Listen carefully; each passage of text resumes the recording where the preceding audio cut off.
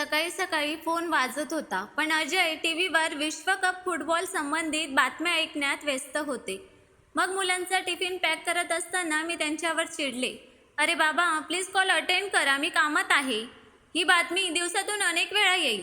अजय चकित होऊन उठले आणि फोन रिसीव्ह करत त्यांच्या स्टाईलमध्ये म्हणाले, हॅलो, मी अजय आणि तुम्ही? मी निशा आणि अनिलला शाळेत सोडायला बाहेर गेले. दोघांनाही रिक्षात बसवून परत आले तेव्हा मी पाहिलं की अजय कोणाशी तरी बोलत आहे.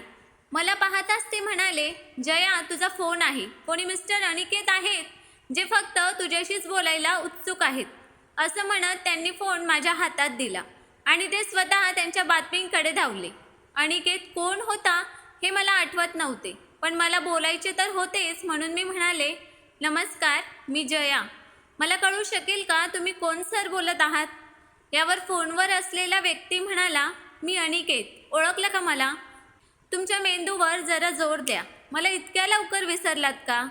जेव्हा फोनवरच्या व्यक्तीने ओळख न देता विनोद करायला सुरुवात केली तेव्हा मला खूप राग आला की असे कोण बोलताय माहीत नाही, पण आवाज ओळखीचा वाटत होता. म्हणून माझ्या बोलण्यावर नियंत्रण ठेवत मी म्हणाले, माफ करा, मी अजूनही तुम्हाला ओळखू शकले नाही. तेव्हा फोनवरचा व्यक्ती म्हणाला, माझी प्रिय बहीण, मला वाटलेही नव्हते की तू तुझ्या महेश भाऊचा आवाज ओळखू शकणार नाहीस. यावर मी चकित होत म्हणाले, महेश भाऊ, तू? वा, तर मला मूर्ख बनवण्यासाठी तू मला तुझे नाव अनिकेत सांगत होतास. मी आनंदाने एवढ्या जोरात ओरडले की अजय घाबरून माझ्याकडे धावत आले आणि त्यांनी विचारले की काय झालं, तू एवढ्या जोरात का ओरडलीस? यावर मी नकारार्थी मान हलवत हसले आणि फोनवर हात ठेवून अजयला म्हणाले, थांबा, मी नंतर सांगते. माझे म्हणणे ऐकून अजय परतले. तेव्हा मी परत महेश भाऊंशी बोलू लागले.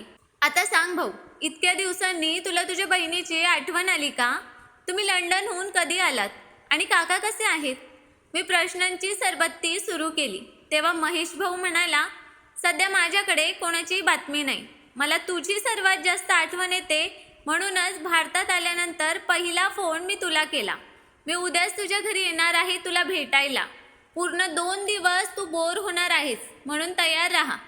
आता तुझ्या घरी आल्यावर बाकीच्या गोष्टींवर चर्चा करू. बाय. असे म्हणत भावाने कॉल डिस्कनेक्ट केला. महेश भाऊ उद्या आमच्या घरी येणार आहेत हा विचार करून मी आनंदाने उडी मारली. त्याला बघून 10 वर्ष झाली होती. माझ्या लग्नाच्या वेळी त्याला शेवटचे पाहिले. मी माझ्या आईवडिलांची एकुलती एक मुलगी होती, पण माझे 2 चुलत भाऊ महेश आणि सुमित यांनी माझ्यावर इतके प्रेम केले की मला कधीच जाणवले नाही की मला सक्का भाऊ किंवा बहीण नाही. मी काका काकींची पण लाडकी होते. आम्ही भोपाळला राहायचो आणि काकांचं कुटुंब पुरीमध्ये राहायचं, पण याने काही फरक पडला नाही. आम्ही जवळजवळ दर आठवड्याला एकमेकांना भेटायचो, त्यामुळे 60-65 किलोमीटरच्या अंतराने आम्हाला काही फरक पडला नाही. माझं महेश भाऊंशी जेवढं जमायचं तेवढं माझं सुमित भाऊसोबत जमलंच नाही. माझे लाडके आणि आवडते भाऊ महेश भाऊच होते. त्यांच्याशिवाय समुद्राचे आकर्षण मला दर आठवड्याला पुरीकडे खेचत असे. त्या दिवसात मी तत्त्वज्ञानात MA करत होते, त्यामुळेच मला महेश भाऊंचे जीवन तत्त्वज्ञानावरचे सखोल विचार आवडले. एके दिवशी तो म्हणू लागला, जया, तुझ्या भावाची एक गोष्ट समजून घे. चूक मान्य करण्यात शहाणपणा आहे. आयुष्य हे न्यायालय नाही, जिथे कधी कधी चुकीची गोष्टही तर्काने बरोबर सिद्ध केली जाते. हे ऐकून मी त्याच्या चेहऱ्याकडे पाहत राहिले. तेव्हा तो पुढे म्हणाला, कदाचित मी काय बोललो ते तुला नीट समजले नसेल. ठीक आहे, मी तुम्हाला हे फिल्मी भाषेत समजावून सांगतो. थोड्या वेळापूर्वी तू आनंद चित्रपटाचा उल्लेख करत होतीस. मी या चित्रपटातील एका दृश्यात देखील पाहिले आहे, जेव्हा अमिताभजी रमेश देव यांना विचारतात की तुम्ही त्या श्रीमंत माणसाला कोणताही आजार नसतानाही महागड्या गोळ्या देऊन एवढा पैसा खिशात का टाकला? तर यावर रमेश देव म्हणतात की मी अशा श्रीमंतांना मूर्ख बनवून पैसे घेणार नाही, तर गरिबांवर मोफत उपचार कसे करणार? एका दृष्टिक्षेपात रमेश देव यांचा हा युक्तिवाद बरोबर वाटतो, पण सत्याच्या आधारे तपासले तर ते चुकीचे नव्हते का? एखाद्या गरीब माणसाला मदत करायची असेल तर त्यांनी त्यांच्याकडून होईल तेवढी मदत करायला हवी होती. यासाठी श्रीमंत माणसाला लुटणे हे न्याय किंवा तर्कसंगत नाही. त्यामुळे ज्ञानी लोक चुकीची गोष्ट बरोबर सिद्ध करण्यासाठी युक्तिवाद करत नाहीत. तर ती चूक सुधारण्याचा प्रयत्न करतात. एके दिवशी मी कॉलेजमधून घरी परतले तेव्हा आई आनंदाची बातमी घेऊन माझी वाट पाहत होती. मला पाहताच ती म्हणाली, तुझ्या काकांनी फोन केला होता की उद्या त्यांना तुझ्या महेश भाऊंसाठी मुलगी बघायला जबलपूरला जायचे आहे. महेशने सांगितले आहे की त्याचा तुझ्यावर आम्हा सर्वांपेक्षा जास्त विश्वास आहे की फक्त तूच त्याच्यासाठी योग्य मुलगी शोधू शकतेस. माझ्या भावाचा माझ्यावर किती विश्वास आहे याचा मला अभिमान वाटत होता. दुसऱ्या दिवशी महेश भाऊ आणि सुमित भाऊ सोडून आम्ही सगळे जबलपूरला पोहोचलो. आम्हा सर्वांना ती मुलगी आवडली, पण एक गोष्ट नक्कीच होती की ती मुलगी माझ्या आई आणि काकूंच्या विचारापेक्षा वयाने थोडी मोठी होती. पण आजकाल वयाच्या 26व्या वर्षी लग्न होणे ही काही विशेष गोष्ट नाही आणि तिच्याकडे पाहून कोणाला समजणार नाही की तिचे वय 22-23 पेक्षा जास्त आहे. हॉलमध्ये सगळ्यांना चहा दिल्यावर थोड्या वेळ तिथेच बसून झाल्यावर वहिनी आत जाऊ लागल्या. तेव्हा काकू मला म्हणाल्या, जया तू पण आत जाऊन पल्लवीशी बोल. इथे मोठ्यांमध्ये बसून तुला कंटाळा येईल. मला पण माझ्या वहिनीशी बोलायचं होतं म्हणून मी आत गेले. मग वहिनीच्या घरी काम करणारी आया रमा हिने वहिनीला खायला गोळी दिली. मी काही विचारायच्या आधीच रमा म्हणाली, कदाचित घाबरल्यामुळे तिचं डोकं दुखायला लागलं असेल. तू पण मुलगी आहेस म्हणून तू समजू शकतेस. यावर मी म्हणाले, मी समजू शकते पण यामध्ये टेन्शन घेण्यासारखे काही नाही. वहिनीला मी सगळ्यांनी आधीच पसंत केले आहे. तेव्हा वहिनी कठोर स्वरात म्हणाल्या होत्या, सगळे फक्त पसंत करतात पण माझ्याशी लग्न कोणी करत नाही. हे ऐकून मी विचारात पडले होते, कारण आज तर आम्ही साखरपुडा करूनच जाणार होतो. मग मला वाटले की कदाचित याआधी वहिनींचं नातं जुळलं नसावं म्हणूनच वहिनी असे बोलत आहेत. मग आम्ही साखरपुडा करून घरी परतलो. यानंतर 10 दिवसांनी महेश भाऊंना निनावी फोन आला की तुम्ही जिच्याशी लग्न करत आहात ती मुलगी वाईट वळणाची मुलगी आहे. पण माझ्या भावाने जे ऐकलं त्यावर विश्वास न ठेवता ताठर स्वरात फोन करणाऱ्याला सांगितलं होतं की तुम्हाला याविषयी त्रास करून घ्यायची गरज नाही. मला तिच्या व्यक्तिरेखेबद्दल सर्व माहिती आहे. मग सुमारे 1 महिन्यानंतर आम्ही सर्वांनी पल्लवी वहिनींना वधूच्या रूपात आमच्या घरी आणले. रमाई त्यांच्यासोबत हुंडा म्हणून आली होती. आमच्या घरच्यांनी विचार केला की वहिनीला सासरच्या घरी जास्त त्रास होऊ नये म्हणून तिच्या पालकांनी रमाला सोबत पाठवले आहे. महेश भाऊंना सुंदर वधू मिळाल्याने खूप आनंद झाला. त्यांच्यासाठी सुंदर वधू शोधून देण्याच्या बदल्यात मी महेश भाऊंकडे कानातल्यांसोबत एक सुंदर सोन्याची चेन मागितली होती, जी त्यांनी लग्नाच्या दिवशीच मला दिली होती. दुसऱ्या दिवशी मी फुले द्यायला वहिनीच्या खोलीकडे जात असताना सुमित भाऊ गुपचूप वहिनीच्या खोलीत डोकावताना दिसले. कुतूहलाने मी मागे वळून दुसऱ्या बाजूच्या खिडकीतून खोलीत पाहिलं आणि स्तब्ध झाले. वहिनी बेडवर गुडघे टेकून बसल्या होत्या, फक्त परकर आणि ब्लाऊज घालून. तिच्या ओल्या केसातून टपकणाऱ्या पाण्यामुळे मागचा ब्लाऊजही ओला होत होता. या अवस्थेत ती प्रत्यक्षात कामदेवाच्या पत्नीसारखी दिसत होती. अचानक मी स्वप्नांच्या दुनियेतून परत वास्तव्याच्या भूमीवर आले. मग मी स्थिर पावलांनी चालत सुमित भाऊच्या पाठीमागून थोपटले आणि मला माहीत नसल्यासारखे म्हणाले, भाऊ तुम्ही इथे उभे काय करत आहात? काका तुम्हाला बाहेर शोधत आहेत. सुमित भाऊ थोडे घाबरले आणि म्हणाले, तो मी महेश भाऊला शोधत होतो. त्याने माझ्यावरून नजर हटवली आणि विजेच्या वेगाने तिथून निघून गेला. गजराचे ताट घेऊन मी वहिनीच्या खोलीत पोहोचले आणि म्हणाले, हे काय वहिनी, असे का बसले आहात? पटकन साडी नेसून तयार व्हा, आजूबाजूचे लोक तुम्हाला भेटायला येणार आहेत. यावर वहिनी म्हणाल्या की मला साडी नेसता येत नाही. रमा माझ्यासाठी दूध आणायला गेली आहे, ती येऊन मला साडी नेसवून देईल. वहिनींचा आवाज अगदी सपाट होता. मी तिला म्हणाले, चला साडी कशी नेसायची ते मी तुम्हाला सांगते. बोलता बोलता आम्ही तिला साडी नेसवली. नंतर केस नीट पुसून हेअर ड्रायरने वाळवले आणि जुडा बनवला. नंतर हेअरपिन लावली आणि चेहऱ्यावर पूर्ण मेकअप केला. शेवटी तिच्या कपाळावर बिंदी सजवल्यावर मी स्वतः काही क्षण त्या अप्रतिम सौंदर्याकडे पाहत राहिले. इतका वेळ मी तिच्याशी एकटीच बोलत राहिले, पण तिचा चेहरा पूर्णपणे भावहीन होता. सगळा मेकअप करूनही काहीतरी कमी राहिल्यासारखं वाटत होतं. कदाचित ती कमतरता म्हणजे वहिनीच्या चेहऱ्यावर न दिसणारा नैसर्गिक लाजाळूपणा असावा, कारण भारतीय वधूच्या सौंदर्यात भर घालणारा हा अलंकार आहे. असे का होते हे मी समजू शकले नाही. पण दुसऱ्या दिवशी रात्री रिसेप्शन पार्टी दरम्यान हे गुपित उघड झाले.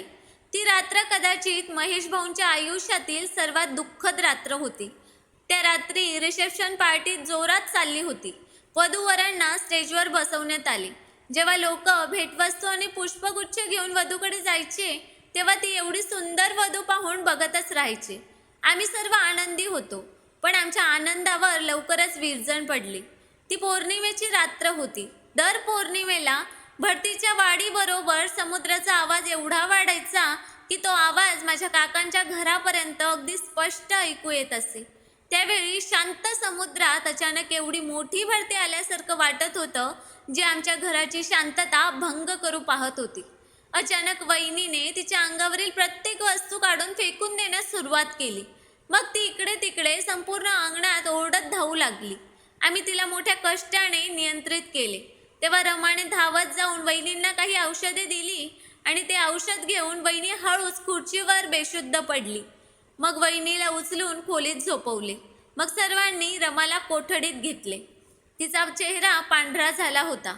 ती घाबरत आणि रडत म्हणाली, गेल्या 4 वर्षापासून पल्लवी बेबीला अचानक झटके येऊ लागले. रोज औषधं घेऊन ती बरी राहते, पण काही कारणास्तव तिने 10 ते 11 दिवस औषधं न घेतल्यास तिला असा झटका येतो. हे सगळं कळल्यावर लग्नासाठी कोण तयार होईल? त्यामुळे हे लग्न काही न सांगता पार पडले. मी तिला लहानपणापासूनच वाढवली आहे, त्यामुळे तिला वेळेवर औषध पाजावे म्हणून मला सोबत पाठवले होते. नियतीची इच्छा असेल तर कोणालाच कळणार नाही असे सर्वांना वाटत होते, पण कदाचित नियतीला हे मान्य नसेल. असं म्हणत रमा ढसाढसा रडू लागली. हे ऐकून काकू बेशुद्ध पडल्या. आईने त्यांची काळजी घेतली. घरातील प्रत्येक जण संतापाने भरला होता. एवढी मोठी फसवणूक कोणाच्या पचनी पडेल कशी? त्यांनी ताबडतोब तिच्या आई वडिलांना फोन करून त्यांच्या मुलीला घेऊन जा असे सांगण्यात आले. हे सर्व बघून अचानक माझ्या मनात अपराधीपणाचा भरणा आला. ज्या भावाने माझ्यावर विश्वास ठेवून माझ्या मान्यतेने मुलगी न पाहता लग्न केले, त्या भावाचे आयुष्य माझ्यामुळे उद्ध्वस्त होण्याच्या मार्गावर होते. त्याच्या विषारी दंशाने माझ्या मनाला वेदना होत होत्या. वहिनीचे आई वडील 2 दिवसांनी आले. आमच्या सर्व नातेवाईकांनी त्यांना मनसोक्त शिव्या घातल्या, पण वहिनीचे आई वडील मान खाली घालून शांतपणे सगळं ऐकत राहिले. 2 तासानंतर जेव्हा सर्वांच्या मनातला राग निघाला तेव्हा वहिनीचे वडील सर्वांसमोर आले आणि हात जोडून म्हणाले, तुमचा राग बरोबर आहे. आम्ही तुमची फसवणूक केली हे आम्हाला मान्य आहे. मी माझ्या मुलीला घेऊन आता निघून जाईन, पण जाण्यापूर्वी मला सांगायचे आहे की आमची मुलगी जन्मापासून मानसिक आजारी नव्हती. तिच्या या परिस्थितीला तुमचा हा निर्दयी समाजच जबाबदार आहे. 6 वर्षांपूर्वी आम्ही पल्लवीचे नाते एका जमीनदार कुटुंबातील एका चांगल्या स्थितीत असलेल्या मुलाशी जुळवले होते. एंगेजमेंट होईपर्यंत ते सांगत राहिले की तुमच्या इच्छेनुसार तुम्ही तुमच्या मुलीला जे काही हवे आहे ते देऊ शकतात. आमच्या बाजूने कोणतीही मागणी नाही. त्यानंतर लग्नाच्या 2 दिवस आधी त्यांनी अनेक मागण्या केल्या, ज्या आम्ही कोणत्याही परिस्थितीत पूर्ण करू शकत नव्हतो. शेवटी ते नाते तिथेच संपवणे आम्हाला बरे वाटले, परंतु त्यांनी हा त्यांचा अपमान मानून घेतला आणि बदला घेण्यास वाकले. ते स्थायिक लोक असल्याने त्यांनी पल्लवीच्या चारित्र्याबद्दल नकारात्मक बोलून आमच्या घरी नातं आणलेल्यांशी संबंध तोडण्यास सुरुवात केली. याशिवाय आमच्या ओळखीच्या लोकांमध्येही त्यांनी पल्लवीची बदनामी सुरू केली. या सर्व गोष्टींमुळे पल्लवी आत्मविश्वास गमावू लागली आणि ती हळूहळू पूर्णपणे मनोरुग्ण बनली. उपचार करूनही फारसा फरक पडला नाही. जेव्हा तुम्ही लोकांनी कोणाचेही म्हणणे ऐकले नाही तेव्हा कसे तरी तुमच्या घरी नाते जोडण्यात आम्ही यशस्वी झालो. आमच्या मुलीचे घर बसलेले पाहण्याची इच्छाही आम्ही आमच्या मनातून पुसून टाकू शकलो नाही. पण फसवणूक केल्याने कधीच कोणाचा फायदा झाला नाही आणि होणारी नाही हे आम्ही विसरलोच होतो. शक्य असल्यास आम्हाला माफ करा. तुमच्या अपमानाची आणि मनातील वेदनांची मी भरपाई करू शकणार नाही, पण घरी पोहोचताच तुम्ही खर्च केलेली रक्कम मी ड्राफ्टद्वारे पाठवीन. आता आम्हाला परवानगी द्या. तेव्हा ते रमाला म्हणाले की जा रमा, पल्लवीला घेऊन ये. हे ऐकून पूर्ण शांतता पसरली. तेवढ्यात निघताना रमाला थांबवत महेश भाऊ म्हणाला, थांब रमा, पल्लवी कुठेच जाणार नाही. या लोकांनी आमचा विश्वासघात करून आम्हा सर्वांना दुखावले हे खरे आहे. यासाठी त्यांना शिक्षाही झालीच पाहिजे आणि शिक्षा अशी होईल की आजच्या नंतर आमच्या त्यांच्याशी काहीच संबंध राहणार नाही. पण यात पल्लवीचा काहीही दोष नाही, कारण तिची मानसिक स्थिती अशी आहे की तिला या गोष्टीची काही समज नाही. पण मी तर माझ्या पूर्ण शुद्धीत तिला माझी पत्नी म्हणून मनापासून स्वीकारले आहे. अग्नीला साक्षी ठेवून आम्ही प्रत्येक सुखदुःखात सोबत उभे राहण्याचे वचन घेतले आहे. जन्म, लग्न आणि मृत्यू हे सर्व आधीच ठरलेले असते असे म्हणतात. तसं असेल तर तेच योग्य आहे. पल्लवी आता जशी आहे तशीच माझ्यासोबत राहील. मी माझ्या कुटुंबातील सर्व सदस्यांना हात जोडून विनंती करतो की माझा निर्णय पक्का असल्यामुळे मला माझ्या जीवन मार्गावरून हटवू नका. आम्हा सर्वांना महेश भाऊंच्या स्वभावाची माहिती होती. त्याने जे काही सांगितले ते पूर्ण करण्यात तो कोणतीही कसर सोडणार नाही. त्यामुळे अचानक शांतता पसरली. पल्लवी वहिनींचे आई वडील महेश भाऊंना लाख लाख आशीर्वाद देत निघून गेले. तिथे उपस्थित असलेल्या सर्व नातेवाईकांपैकी बाकीच्यांनी महेश भाऊंचे वर्णन मूर्ख, वेडा वगैरे वगैरे विशेषणांनी केले आणि हळूच निघून जाऊ लागले. आजकाल कोणाच्याही वैयक्तिक बाबतीत आणि समस्यांमध्ये आपला मौल्यवान वेळ वाया घालवण्या इतका वेळ कोणाकडेच नाही. वहिनी आल्यावर खूप मज्जा करायची असा प्लॅन मी मनात बनवला होता, पण आता सगळं मनातच राहिलं होतं. तिसऱ्या दिवशी मी माझ्या आई वडिलांसोबत परतण्याचा निर्णय घेतला. दुःखी मनाने मी भोपाळला परतले. येण्यापूर्वी गुपचूप ती सोन्याची चैन आणि कानातले रुमालात बांधून रमाला दिले, जेणेकरून मी निघून गेल्यावर ती महेश भाऊंना देऊ शकेल. जेव्हा त्यांच्या आयुष्यात वसंत ऋतूच नव्हता तेव्हा मी भेट कशी स्वीकारायची. महेश भाऊंसोबत झालेली घटना काकूंना सहन झाली नाही आणि वर्षभरातच त्यांचा मृत्यू झाला. तेव्हा आम्ही काकूचे दुःख अजून विसरलोही नव्हतो की एके दिवशी साप चावल्याने रमाचा आधारही तुटला. कोणत्याही महिलेच्या पाठिंब्याशिवाय पल्लवी वहिनींना सांभाळणे महेश भाऊंना कठीण जात होते आणि महेश भाऊंनी प्रयत्न करून त्यांची बदली भोपाळला करून घेतली, जेणेकरून मी आणि आई त्यांची काळजी घेऊ शकू. त्यांनी आमच्या घराजवळच घरी घेतले होते. तिथे येऊन माझ्या मदतीने घराची व्यवस्था करून सर्वप्रथम त्यांनी पल्लवी वहिनींना एका चांगल्या मानसोपचार तज्ज्ञांकडे नेले. मी पण त्यांच्यासोबत होते.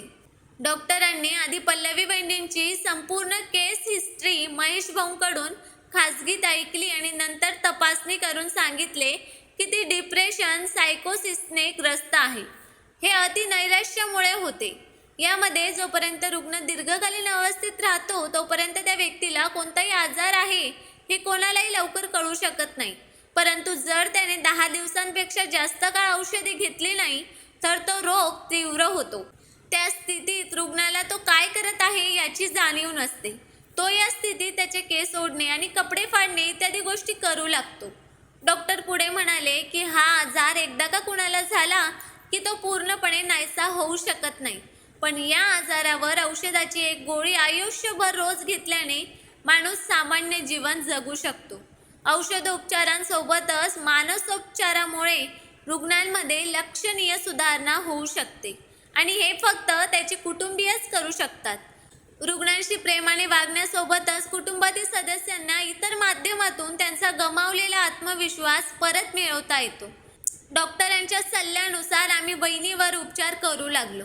आई तिच्या घरच्या कामात व्यस्त होती, त्यामुळे भावाच्या अनुपस्थितीत मी माझ्या वहिनीसोबत राहून तिच्यामध्ये आत्मविश्वास निर्माण करण्यात कोणतीही कसर सोडली नाही. मी आणि माझा भाऊ तिला सतत पटवून देण्याचा प्रयत्न करत असू की ती खूप चांगली, सुंदर आहे आणि प्रत्येक काम चांगल्या प्रकारे करू शकते. सुरुवातीला ती नाखुश होती. नंतर हळूहळू ती माझ्यासमोर उघड होऊ लागली. कधी आम्ही तिघे एकत्र लुडो खेळायचो तर कधी बाहेर फिरायला जायचो. सततच्या प्रयत्नांमुळे 6 महिन्यातच पल्लवी वहिनींमध्ये एवढा बदल झाला की त्या हळूहळू लोकांशी हसू बोलू लागल्या आणि भाजी वगैरे घेण्यासाठी एकट्याच जवळच्या बाजारात जाऊ लागल्या. इतर लोक त्यांच्याकडे बघून कोणत्याही प्रकारे त्यांना असामान्य म्हणू शकत नव्हते. ती बऱ्याच प्रमाणात सामान्य झाली होती. आम्हाला आश्चर्य वाटले की या काळात काका किंवा सुमित भाऊ दोघेही आमची तब्येत विचारायला आले नाहीत. पण सर्व काही ठीक चालले होते म्हणूनच आम्ही फारसे लक्ष दिले नाही. मग 5 महिन्यानंतर मी लग्न करून दिल्लीला माझ्या सासरच्या घरी गेले. माझ्या सासरच्या घरी आल्यानंतर हळूहळू माझ्या मनातून महेश भाऊंच्या जुन्या आठवणी निघू लागल्या. कारण अजय हा त्याच्या आई वडिलांचा एकुलता एक मुलगा असल्याने सासरची सर्व जबाबदारी माझ्यावर होती. त्यांना सोडून शहराबाहेर जाणे माझ्यासाठी कठीण होते. मी माझ्या सासरी गेल्यानंतर 2 महिन्यांनी एके दिवशी माझ्या वडिलांनी फोन केला की महेश भाऊ पल्लवी वहिनींसोबत लंडनला गेले आहेत, कारण त्याला तिथे चांगली नोकरी मिळाली आहे. मग महेश भाऊ माझ्या मनात एक विसरलेली कहाणीच बनून राहिले. विचारात हरवलेली असतानाच अचानक मला माझ्या गालावर कोणाचा तरी हात लागल्याचे जाणवले आणि मी भानावर आले आणि अजयला समोर पाहून हसले. अजय म्हणाले, कुठे हरवलीत जया? उद्या तुमचे लाडके महेश भाऊ येणार आहेत. त्याच्या स्वागताची तयारी आपणच करायची नाही का? महेश भाऊंबद्दलची माझी ओढ अजयला चांगलीच माहीत होती. मी म्हणाले, म्हणजे फोन महेश भाऊंचा होता हे तुम्हाला माहीत होतं? यावर अजय म्हणाले, हो, मग मला माहीत का राहणार नाही? ते आमचे सालेसाहेब आहेत. दुसऱ्या दिवशी मी सकाळी लवकर उठले, आंघोळ केली आणि महेश भाऊंचा आवडता रवा हलवा तयार केला. मी पुऱ्यांसाठी पिठई मळून घेतले, जेणेकरून ते आल्यावर मला गरमागरम पुऱ्या लवकर तळता येतील. अजय उठून तयार झाला आणि मुलंही तयार होऊ लागली. घराबाहेर गाडी गेली की मी खिडकीतून डोकवायचे. माझा गोंधळ पाहून अजय मंद हसत होता. शेवटी जेव्हा मी कंटाळले आणि पाणी बंद केले तेव्हा अचानक 9:30 वाजता दारावरची बेल वाजली. मी धावत जाऊन दरवाजा उघडला तर समोर महेश भाऊ हसत सुटकेस घेऊन उभा होता. तो तसाच होता, फक्त त्याचे शरीर पूर्वीपेक्षा थोडे भरले होते आणि त्याच्या मिशाही वाढल्या होत्या. त्याला पहिल्यांदाच भेटत असल्याने मुलं त्यांना नमस्कार करून काहीशी संकोचून तिथेच उभी राहिली. महेश भाऊने गुडघे टेकून हात पुढे करून त्यांना जवळ बोलावले. तेव्हा दोन्ही मुलांनी त्यांना मिठी मारली. महेश भाऊला नमस्कार करून मी दार बंद करणारच होते की तेवढ्यात तो म्हणाला, अगं जया, तू तुझ्या वहिनी आणि पुतण्याला आत येऊ देणार नाहीस का? मी गोंधळून त्याच्या चेहऱ्याकडे पाहू लागले, कारण त्याने वहिनी आणि पुतण्याबद्दल फोनवर काहीही सांगितले नव्हते. तेवढ्यात वहिनी आपल्या 7 वर्षाच्या मुलासह घरात शिरली. काही क्षण मी माझ्या सुंदर वहिनीकडे बघतच उभी राहिले. मग अत्यंत आनंदात मी तिला मिठी मारली. सर्वांनी एकमेकांना भेटून थोडा वेळ गप्पा मारल्यानंतर वहिनी अंघोळीला गेल्या. मग नाश्ता करून मुलं खेळण्यात मग्न झाली आणि अजय आणि महेश भाऊ एकमेकांना त्यांच्या कामाबद्दल सांगू लागले. त्यांच्यासोबत थोडा वेळ बसून मी जेवणाच्या तयारीसाठी स्वयंपाकघरात गेले. तेव्हा माझ्या नकारानंतरही पल्लवी वहिनी मला कामात मदत करायला आली. स्थिर हाताने भाजी कापताना ती लंडनमध्ये घालवलेले दिवस सांगत होती. तिने स्पष्ट शब्दात कबूल केलं की महेश भाऊंसारखा नवरा आणि माझ्यासारखी नणंद तिला मिळाली नसती तर कदाचित ती कधीच सावरली नसती. माझ्या वहिनीला या रूपात पाहून माझा अपराधीपणा आपोआपच निघून गेला. दुपारचे जेवण झाल्यावर वहिनींना काही वेळ झोपायचे होते. अजय त्याच्या ऑफिसमधली काही कामं संपवायला गेला होता. लहान मुले टीव्हीवर कार्टून पाहण्यात हरवून गेली. त्यामुळे मला महेश भाऊंशी एकांतात बोलण्याची संधी मिळाली. माझ्या मनात अनेक प्रश्न गर्दी करत होते आणि त्यांची उत्तरे फक्त महेश भाऊच देऊ शकत होता. सोफ्यावर आरामात बसून मी महेश भाऊंना म्हणाले, आता माझ्या लग्नानंतर जे काही घडलं ते मला लवकर सांग. मी सर्व काही जाणून घेण्यासाठी आतुर आहे. मला माझी उत्सुकता नियंत्रित करता आली नाही. भाऊने एक दीर्घ श्वास घेतला आणि सांगू लागला की जया, तुझ्या लग्नानंतर सांगता येईल असे काही विशेष घडले नाही. जे काही घडले ते तुझ्या लग्नाआधीच घडले, पण आजपर्यंत मला ते सांगता आले नाही. माझी पुरीहून भोपाळला बदली केवळ पल्लवीसाठी झाली होती असे नाही, तर त्यामागे आणखी एक कारण होते. आता दुसरे कोणते रहस्य उलगडणार आहे या विचाराने मी आश्चर्याने त्याच्या चेहऱ्याकडे पाहू लागले. मी विचारले, दुसरं काय कारण होतं? तेव्हा तो म्हणाला, आईनंतर रमा कशी तरी सर्व व्यवस्था सांभाळत होती, पण तिच्या गेल्यानंतर जणू माझ्यासाठी संकटाची अनेक दारे एकाच वेळी उघडली. एके दिवशी पल्लवीने मला सांगितले की सुमितने आज जबरदस्तीने माझे चुंबन घेतले. जेव्हा पल्लवीने त्याला सांगितले की ती ही गोष्ट मला सांगेल, तेव्हा सुमितने तिची माफी मागितली आणि भावाला हे सांगू नकोस असे सांगितले. हे ऐकून मी थक्कच झालो होतो.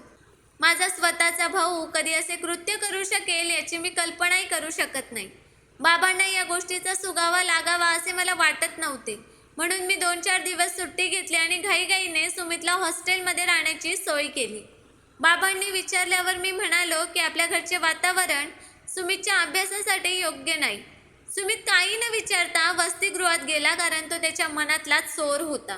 जया, तुला पुढे काय सांगू? हे प्रकरण इथेच राहिले असते तर बरं झालं असतं, पण कदाचित कधी कधी वेळ अशी परिस्थिती आणते की आपल्या स्वतःची सावली सुद्धा साथ सोडते. हे दृश्य असे आहे की हे सांगताना माझी जीभ तरळते आहे, पण लोकांना असे करताना लाज वाटत नाही. वासनांध माणूस नातेसंबंधाची प्रतिष्ठाही बाजूला ठेवतो. एक दिवस मी ऑफिसमधून घरी परतल्यावर माझ्या खोलीत प्रवेश करताच मला दिसले की पल्लवी गाढ झोपेत बेडवर पडली होती, कारण त्यावेळी तिच्या औषधांमध्ये झोपेच्या गोळ्यांचाही समावेश होता. तिचे कपडे अस्ताव्यस्त पडले होते, सलवारचा एक पाय गुडघ्यापर्यंत उचकला होता आणि तिच्या उघड्या पायांना बाबा स्पर्श करत होते. हे दृश्य मला असह्य होते. हे सगळं बघून माझे हृदय नियंत्रणाबाहेर जाऊ लागले. कसं तरी मनावर ताबा ठेवत मी मागे वळलो आणि बाबांना हाक मारून आत आलो, जेणेकरून आम्हा दोघांची लाज होण्यापासून वाचू. मी पुन्हा आत गेलो तर बाबा पल्लवीला चादर पांघरत होते. माझ्याकडे बघून ते म्हणाले की ती आत्ताच झोपली आहे. मग ते खोलीतून निघून गेले. या परिस्थितीत तूच सांग, मी तिथे कसे राहू शकेन? त्यामुळे मी माझी भोपाळला बदली केली. भाऊ पुढे म्हणाला, नात्याचा अपमान होताना मी स्वतःच्या डोळ्यांनी पाहिला होता. जेव्हा रक्षकच भक्षक बनण्याकडे झुकतात तेव्हा तिथे राहण्याचा प्रश्नच उद्भवत नाही. योगायोगाने लवकरच मला लंडनमध्ये चांगली नोकरी मिळाली, म्हणून मी पल्लवीला माझ्यासोबत घेऊन त्या घराचा आणि घरातील माणसांचा कायमचा निरोप घेतला, जेणेकरून नात्यांचा खोटा पडदा जगासमोर टिकून राहील. पल्लवी औषध घेऊन निरोगी आणि सामान्य जीवन जगू शकते याची खात्री झाल्यावर, डॉक्टरांचा सल्ला घेतल्यानंतर आम्ही आमचं कुटुंब पुढे वाढवण्याचा विचार केला. जेव्हा मला माझा स्वदेश आठवू लागला तेव्हा मी इंटरनेटद्वारे नोकरी शोधू लागलो. योगायोगाने मला दिल्लीत माझ्या आवडीची नोकरी मिळाली, म्हणून मी प्रथम येऊन तुला भेटलो. मला आता इतर कोणालाही भेटायचे नाही. एवढं बोलून महेश भाऊ गप्प झाला. 2 दिवस राहून तो लक्ष्मीनगर येथील नवीन घरात गेला. मला खूप आनंद झाला की आता मला महेश भाऊंना पुन्हा भेटता येणार आहे. माझ्या मनातून जणू एक ओझं उतरल्यासारखं वाटत होतं, कारण असो वा नसो, पण माझ्या प्रिय आणि आदरणीय भावाच्या आयुष्यात माझ्यामुळे जो शरद ऋतू आला होता ना, शेवटी तो वसंत ऋतूत बदलला होता. निघताना वहिनीने मला एक छोटेसे पॅकेट दिले. नंतर जेव्हा मी ते उघडले तेव्हा त्यात एक साखळी आणि कानातल्यांसोबत 2 बांगड्या होत्या, ज्याचे मी प्रेमाने चुंबन घेतले. तर मित्रांनो, स्टोरी कशी वाटली ते कमेंट करून नक्कीच सांगा. आम्ही नेहमीच तुमच्या कमेंट्स आणि लाईकची वाट बघत असतो. आणि स्टोरी आवडली असेल तर चॅनलला सबस्क्राईब करायला पण विसरू नका. धन्यवाद.